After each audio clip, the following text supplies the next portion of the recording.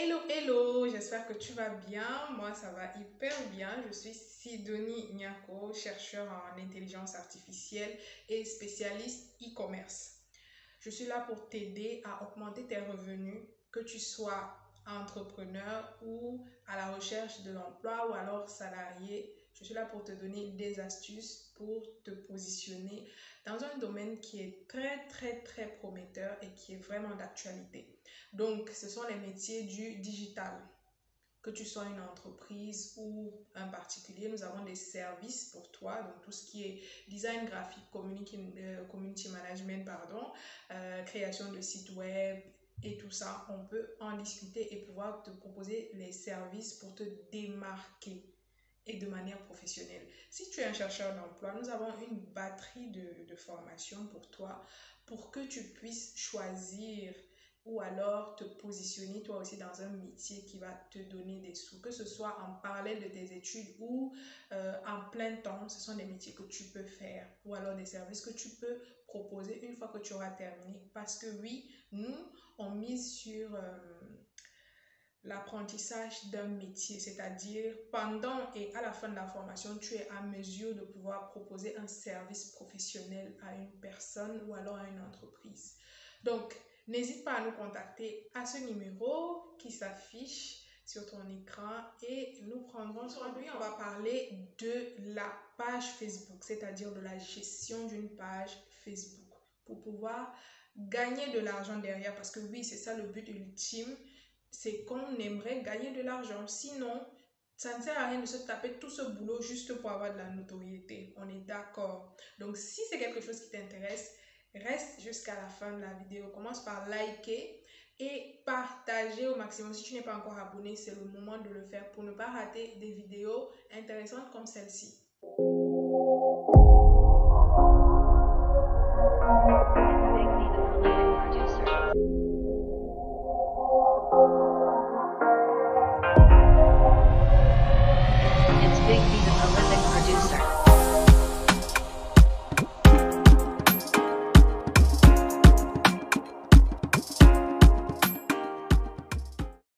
Plusieurs personnes m'ont contacté en fait par rapport à leur page Facebook. Mais j'étais choquée que les mêmes raisons reviennent. Ça veut dire qu'il y a un problème un peu plus profond. C'est pour ça que je fais cette vidéo.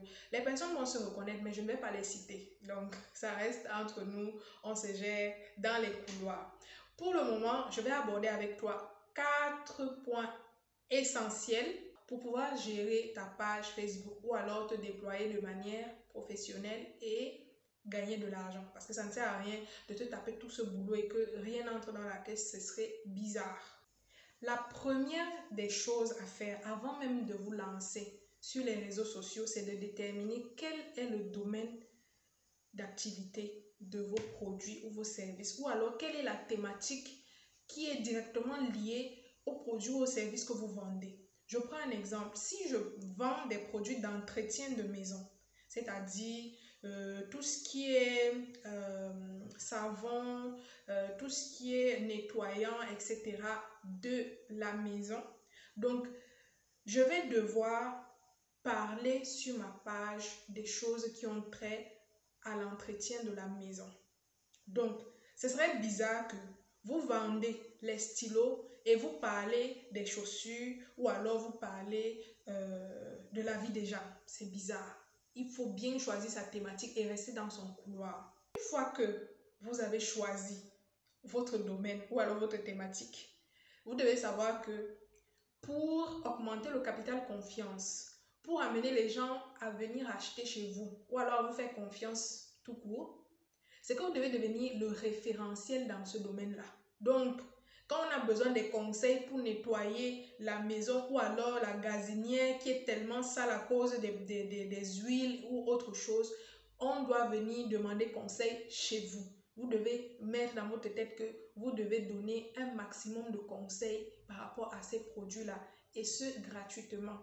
Les gens vont venir payer, mais c'est d'abord ce que vous donnez gratuitement qui va attirer les gens vers vous et amener les gens à vous faire confiance. Il faudrait que vous mettiez ça, que vous mettiez ça dans votre tête. Sur les réseaux sociaux, ça fonctionne différemment par rapport au commerce physique. Là, c'est différent. On est dans un monde où les gens ont besoin des contenus, ont besoin d'être informés d'un maximum de choses. Donc, c'est le moment pour toi de mettre dans la tête que quand tu choisis un domaine d'activité, tu dois être un référentiel dans ce domaine-là. Donc, tu dois te cultiver, chercher du contenu, un maximum d'informations à donner aux gens.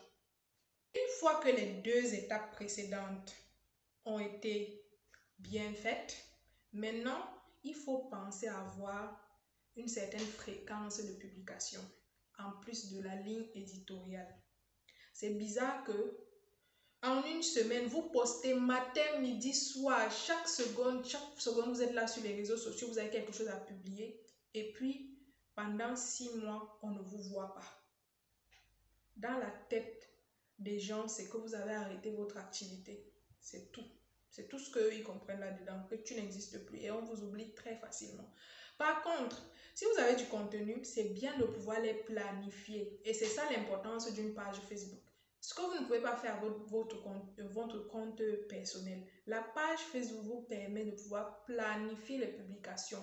Vous pouvez même choisir de publier à 1h du matin, mais vous n'êtes pas obligé d'être là à cette heure-là. L'objectif ici, c'est de pouvoir garder un bon rythme qui ne va pas vous épuiser, qui ne va pas non plus mettre à tort votre business. Il y a des personnes qui ont déjà fait les précédentes étapes que j'ai énumérées, mais qui n'arrivent pas à vendre parce qu'ils sont figés sur le nombre d'abonnés. Ils n'ont pas beaucoup d'abonnés et ils se lamentent, ils sont dans je sais pas, ils sont bloqués de toute façon. Sachez que c'est vrai, avoir un certain nombre d'abonnés, c'est bon pour votre marque, pour votre notoriété, etc. Mais vous ne devez pas être figé dessus parce que ça ne doit pas vous empêcher de vendre. Justement, le fait d'avoir une bonne thématique bien définie sur votre page, d'être le référentiel et de publier constamment va vous amener les bons abonnés qui sont intéressés par ce que vous faites, par ce que vous proposez et non des personnes qui sont là juste parce qu'ils se sont égarés. Sachez que les pages qui parlent de Congosa, les gens qui sont allés là-bas, c'est parce qu'ils aiment bien le Congosa. Les gens qui s'abonnent chez telle ou telle personne, soit ils apprécient votre personnalité, ce que vous dégagez, ce que vous proposez, etc. Les gens s'abonnent toujours pour une raison, même si c'est de manière inconsciente.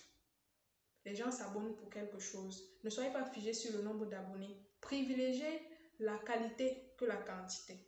Donc, ceci étant dit, ce que je veux aussi ajouter, c'est que vous n'avez pas besoin d'attendre d'avoir 100 000 abonnés pour vendre. Proposez votre produit, faites de la publicité, vendez. Ne vous arrêtez pas au nombre d'abonnés pour espérer vendre. Et ne vous perdez pas dans vos objectifs. Il y a les stratégies digitales à élaborer, la ligne éditoriale à faire.